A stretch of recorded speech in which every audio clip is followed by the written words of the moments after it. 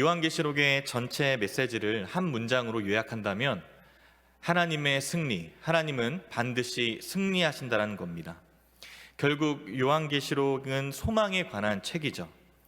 지금 현재의 우리의 삶이 얼마나 어렵고 또 절망적으로 보이든지 간에 언젠가 예수님께서 모든 원수들을 물리치시고 자기 백성을 구원하시며 또 그의 창조 세계를 회복하러 다시 오실 것을 우리에게 약속해 주십니다. 하나님은 악을 심판하시고 새 하늘과 새 땅에서 자기 백성과 영원히 함께 살 것입니다. 신실하게 두 마음이 아닌 오직 한 마음으로 인내하고 견뎌내려면 우리는 반드시 이 소망을 가져야 합니다. 이 소망이 있기에 아무리 불확실하고 어려운 현재를 살아갔다 할지라도 하나님은 반드시 승리하시고 우리 역시 그럴 것입니다. 우리는 단지 예수님께서 이미 얻으신 그 승리를 의지하면 됩니다. 그리고 하나님은 결국 이 모든 것이 가치가 있음을 우리에게 분명히 약속해 주고 계십니다. 갓 태어난 아기는 엄마로 하여금 출산의 고통을 모두 잊게 할 수는 없겠지만 그 고통을 반드시 가치 있는 일로 만드는 것처럼 하나님께서 우리를 위해서 새 창조 세계 안에서 예비하신 모든 것은 인내의 고통을 가치 있게 만들어 줌을 믿으시길 바랍니다. 오늘 함께 읽은 계시록 말씀에는 소아시아 교회의 가운데 세 번째로 살펴볼 버가모 교회가 소개되고 있습니다. 먼저 버가모라는 이 지역을 살펴보겠습니다. 버가모는 서머나 지역에서 북쪽으로 80km 떨어진 곳에 있었고 또 해발 300m 이상의 고지대에 위치한 도시였어요. 요새로 만들 수 있는 최적의 지리를 가지고 있다 보니 로마 제국이 소아시아 전체를 통치하기 위하여서 총독부를 그곳에 설치하였고 또 파견된 총독이 행정 업무를 수행했던 정치와 행정의 중심지였습니다.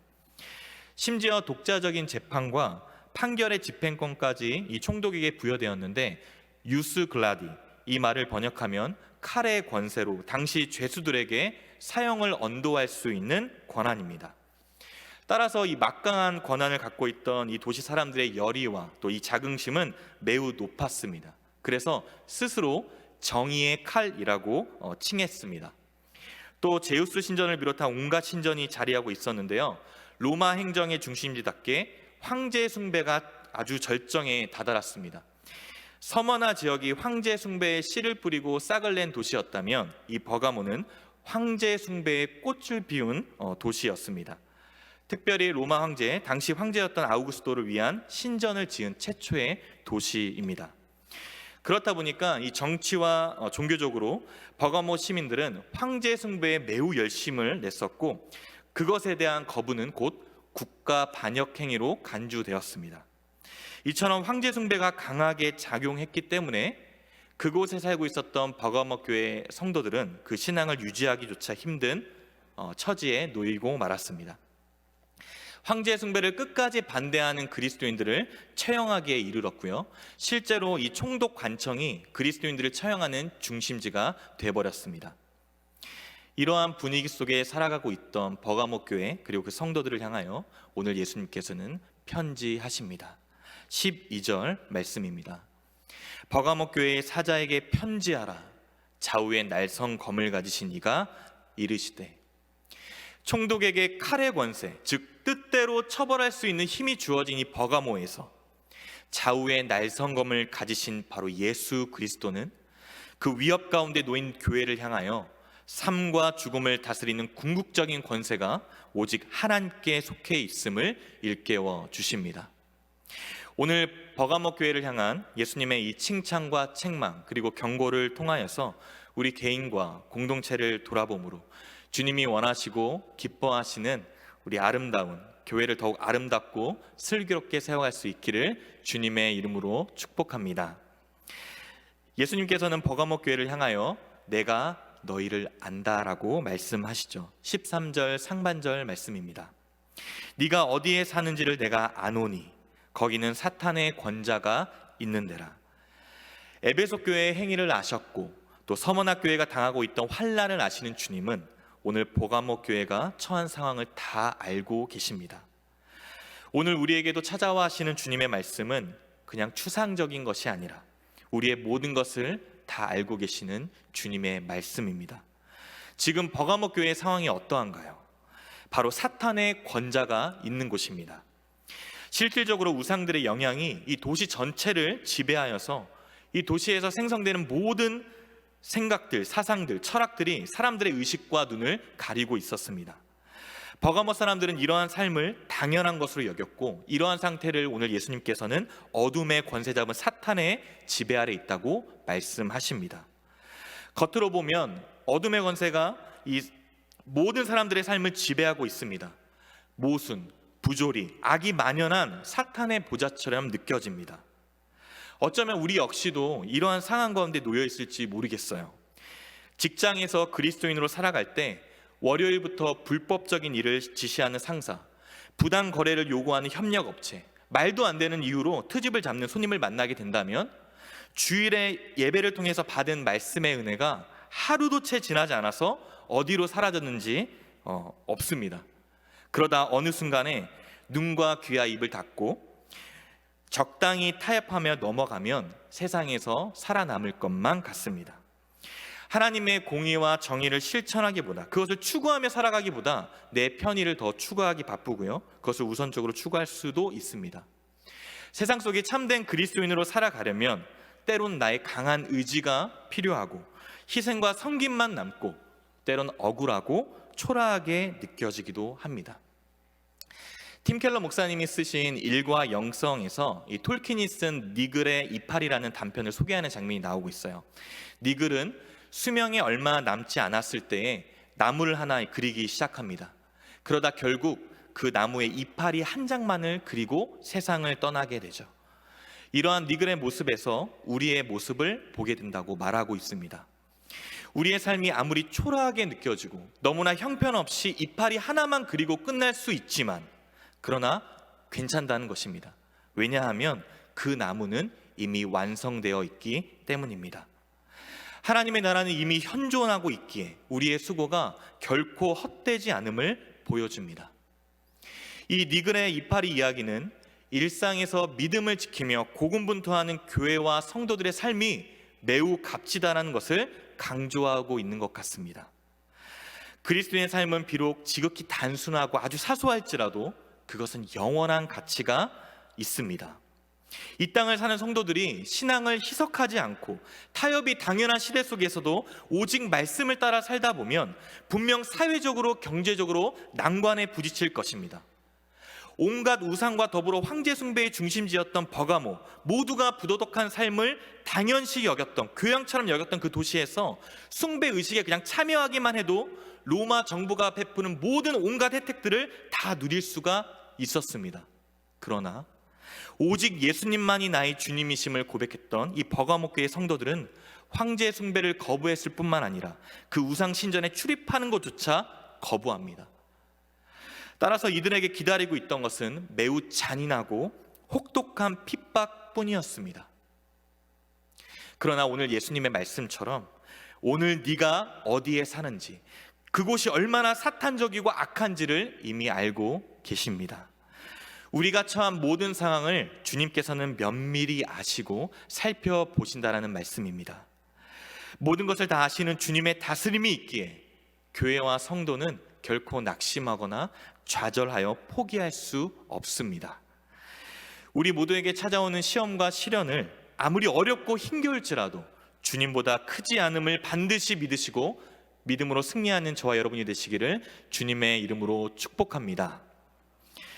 이러한 환난과 핍박 중에도 예수님을 향한 믿음을 결코 저버리지 않은 인물이 소개되고 있습니다. 13절 하반절을 보시면 네가 내 이름을 굳게 잡아서 내 충성된 증인 안디바가 너희 가운데 곧 사탄이 사는 곳에서 죽임을 당할 때에도 나를 믿는 믿음을 저버리지 아니하였도다.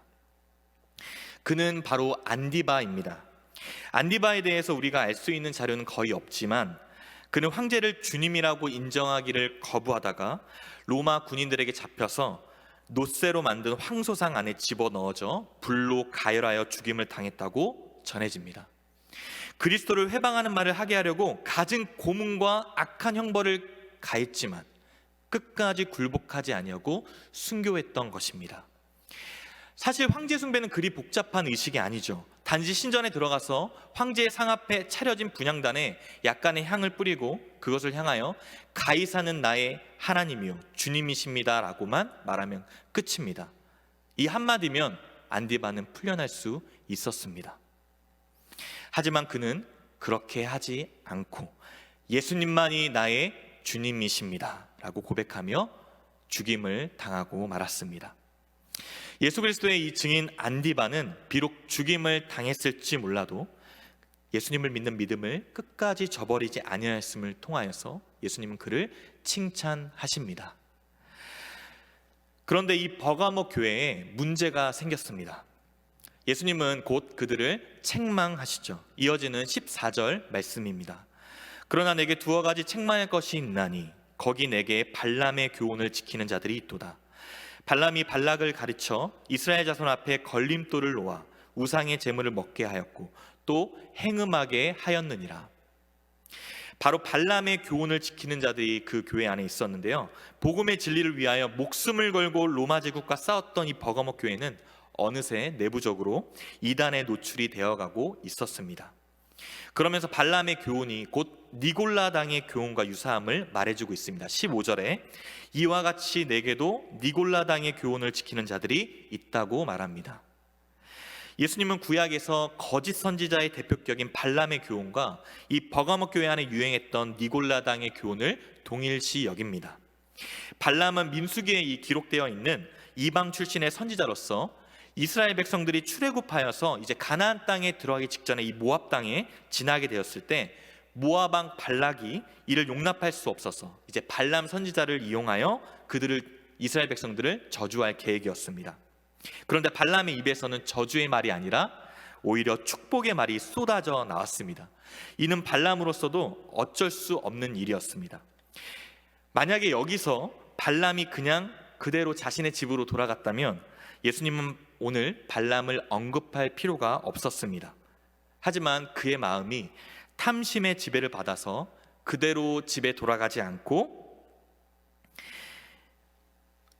발락 왕에게 찾아가서 하나의 계책을 요구합니다. 말해줍니다. 바로 모압의 여자들을 시켜서 이스라엘의 남자들을 유혹해서 각종 우상 숭배와 부도덕한 축제에 초청하라는 제안을 하게 된 것입니다. 이 발락 왕은 발람의 계책을 따라서 이스라엘 백성들 앞에 올무를 놓아 우상 제물을 먹게 하였고 모압 여자들과 행음하게 만들었던 것입니다. 이로 인하여서 하나님의 진노가 임하였고 이스라엘 백성 가운데 연병 재앙으로 무려 2만 4천 명이 죽음을 맞이하게 되었습니다. 그리고 후에 이 발람 선지자는요, 여호수아의 칼날에 죽임을 당하고 맙니다. 예수님은 오늘 버가모 교회의 거점을 확보하고 영향력을 미치고 있었던 니골라당의 이 교훈도 이와 유사함을 경고하십니다. 니골라당의 교훈은 이미 우리가 앞서 살펴본 에베소 교회에 보낸 편지 속에서도 언급되었습니다. 에베소 교회는 이 니골라당의 교훈을 용납하지 않았죠. 하지만 버가모 교회는 은연중에 이를 용납하고 활동할 수 있는 거점이 되어 버렸습니다. 우리가 니골라당의 가르침을 정확히 재구성할 수는 없겠지만 그들이 주장하는 바는 예수 그리스도의 은혜로 구원받은 성도들이 하나님의 은혜로 보호를 받기 때문에 이제는 아무렇게나 살아도 상관이 없고 심지어 육체로 음행을 저지르고 우상 앞에 분향하고 음식을 먹어도 아무런 문제가 되지 않는다라고 주장하였습니다. 내 마음만 잘 지키면 됐지 외적으로 어떻게 하든 별로 중요하지 않다라고 했던 것입니다. 이들의 가르침은 당시 연약한 성도들에게는 아주 달콤한 메시지였겠죠. 우리의 노력으로 도덕적 열매를 맺고 하나님 앞에 인정받으려는 율법주의와 행위 구원론에 빠지는 것도 잘못이지만 자유를 내 마음대로 사용하여서 반율법주의적 방종주의에 빠지는 것도 경계해야 합니다. 자유의 몸으로 어떠한 행동을 하더라도 죄될 것이 없다라는 이 니골라당의 가르침은 바로 거짓 복음이기 때문입니다. 이러한 거짓 가르침은 버가모 교회 안에 들어와서 활동하기 시작했습니다. 그들은 황제 숭배, 겉으로 보았을 때 그 우상 숭배를 거부했을지 몰라도 생활 속에 자기 타협과 자기 합리화를 이용하여서 일상의 아주 작은 문제 앞에 넘어지기 시작하였습니다. 우리는 신앙의 대의 명분 앞에서 항상 순종하고 또 큰일 앞에서는 누구나 잘하는 것처럼 보입니다. 그러다 교회 밖을 나오면 정작 우리 일상 가운데서 사소한 일로 무너지는 것을 많이 보게 됩니다. 신앙이 우리 삶에 실제적으로 닿게 되는 부분에서 엉뚱하게 낭패를 보는 경우들이 적지 않다라는 것입니다. 버가모 교회가 책망받는 것도 이와 비슷합니다. 그들이 명분으로는 이 우상 숭배, 황제 숭배를 하는 것을 하지 않았다는 것, 이걸 거부했을지 몰라도 그들의 실질적으로 삶의 속을 들여다보면 작은 물질의 이익 앞에서 무너지고 있었습니다. 말은 쉽지만 현실에 부딪혀 살아가는 성도들의 입장에서는 이것은 또 죽음을 각오한 싸움일 수도 있습니다. 그러나 주님은 황제 숭배를 거부하고 순교하기까지 한 이 교회의 엄청난 모습처럼 삶의 실제적인 부분에서 넘어지고 있던 버가모 교회를 향해 그것까지도를 외치며 강조하고 계십니다.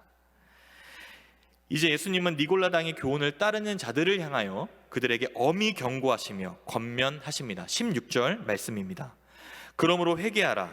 그리하지 아니하면 내가 내게 속히 가서 내 입의 검으로 그들과 싸우리라. 만약 그들이 회개하고 돌이키지 않는다면 그들과 싸우겠다고 하십니다. 예수님은 자신의 입에서 나오는 말씀을 좌우의 날성검으로 비유하시죠. 초대 교부였던 터툴리아는 검의 두 날이 신약과 구약의 말씀이라고 해석하기도 합니다. 어쨌든 잘못된 것을 규정하는 것은 바로 예리한 하나님의 말씀이죠. 주님이 검을 가지고 계신 모습은 최종적인 심판의 권한이 예수님께 있다는 것입니다. 버가모 교회 성도들이 진정으로 두려워야 할 존재는 재판석에서 앉아서 칼의 권세를 힘으로 위협하는 로마 총독이 아니라 그들조차도 능히 심판하실 수 있는 진정한 심판자 되시는 우리 예수님이십니다. 버가모 교회의 이 칭찬과 책망 그리고 권면을 주신 예수님께서 오늘 마지막으로 격려와 약속의 말씀을 주시면서 축복하십니다. 우리 17절 말씀을 함께 읽도록 하겠습니다. 시작. 귀 있는 자는 성령이 교회들에게 하시는 말씀을 들을지어다. 이기는 그에게는 내가 감추었던 만나를 주고 또 흰 돌을 줄 터인데 그 돌 위에 새 이름을 기록한 것이 있나니 받는 자 밖에는 그 이름을 알 사람이 없느니라. 아멘. 주님의 말씀처럼 우리는 오늘 귀를 기울여서 버가모 교회를 향한 예수님의 격려와 약속의 말씀을 들어야 합니다. 말씀처럼 믿음을 온전히 지켜 행하는 자에게 감추었던 만나와 또 새 이름이 기록된 흰 돌을 상으로 주시겠다고 약속하십니다. 이 만나는 출애굽을 한 이스라엘 백성들이 광야 생활을 하는 동안에 하늘에서 내려주신 양식이었습니다. 그리고 예수님은 빈 들판에서 자신을 따르는 무리들에게 광야 백성들이 먹었던 하늘로부터 내렸던 그 양식, 바로 생명의 양식을 상징하는 것으로 예수님 자신이 하늘로부터 내려주시는 참 생명의 떡이라고 말씀하셨습니다. 감추어진 만나를 주시겠다는 것은 예수님과의 풍성한 교제를 통한 새 생명을 영원히 누리게 해주시겠다는 것입니다. 주님은 이 하늘 양식을 통하여서 영원히 목마르지도 않고 배고프지도 아니하겠다고 약속해 주시죠. 만나와 마찬가지로 흰 돌을 함께 언급하셨는데요, 그 돌 위에 받는 자 외에는 알 사람이 없는 바로 새 이름을 새겨줄 것입니다. 고대 사회에서는 이 흰 돌을 여러 용도로 사용되었다고 합니다. 재판정에서 재판을 받고 있던 사람이 무죄면 흰 돌, 유죄이면 검은 돌을 항아리에 던졌다고 하죠. 또한 이 흰 돌은 당시 잔치집에 들어갈 때 입장권 역할을 했기에 예수님은 세상 유혹에 이 모든 것을 물리치고 죄의 쾌락을 거부하는 자들을 향하여서 바로 하늘 잔치를 영원히 약속해 주십니다. 그리고 그 돌 위에는 받는 자만이 알아볼 수 있는 바로 새 이름이 새겨져 있는데 그 새 이름은 바로 예수 그리스도이시죠. 예수 그리스도라는 이름은 신부인 우리가 계시를 통해 알게 된 우리만이 아는 이름입니다.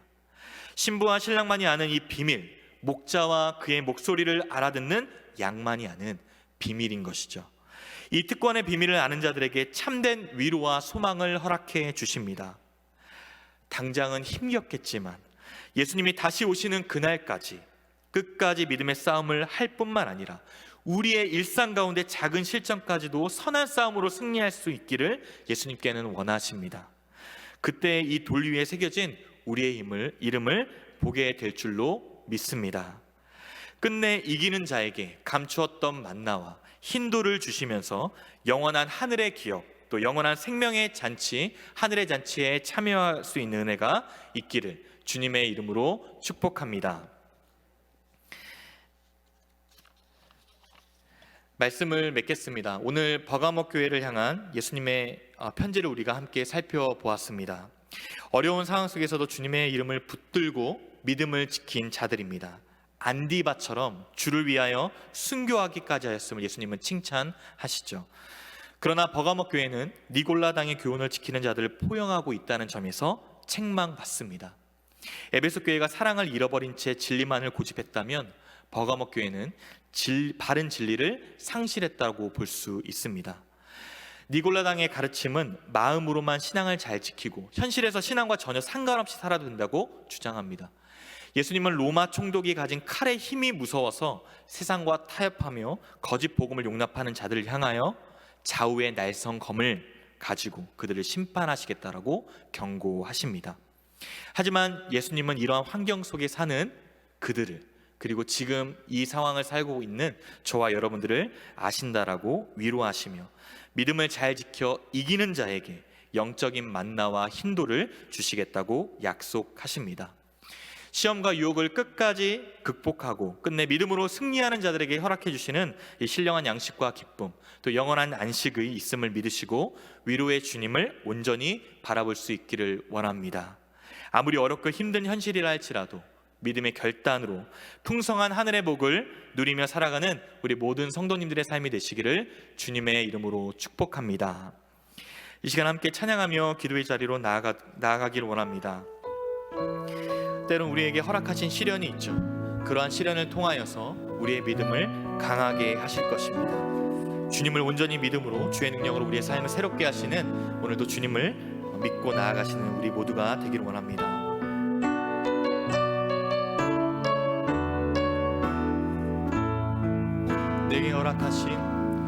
내게 허락하신 시련을 통해 나의 믿음 더욱 강하게 자라나고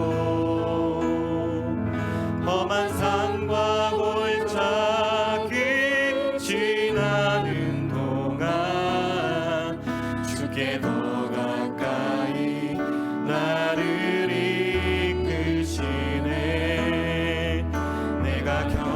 시험이 어려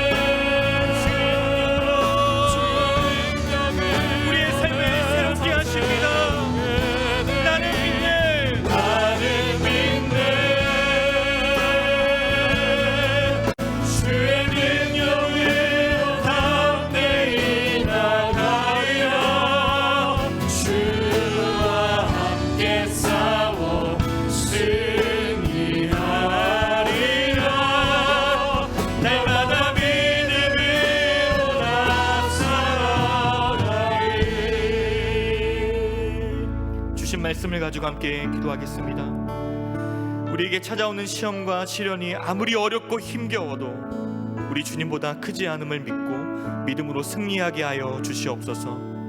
좌우의 날성검을 가지신 예수 그리스도 주님만을 의지하게 하시고 진정 회개함으로 칼의 권세를 두려워하는 것이 아니라 공의로우신 심판을 하시는 우리 주님만을 두려워하게 하여 주시옵소서. 이기는 자에게 주시는 감추었던 만나와 또 새 이름이 새겨진 흰돌을 통하여 하늘의 영원한 기업에 참여하는 은혜를 허락하여 주시옵소서.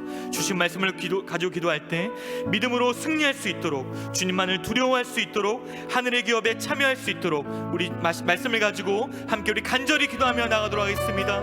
하나님 아버지, 은혜를 감사합니다.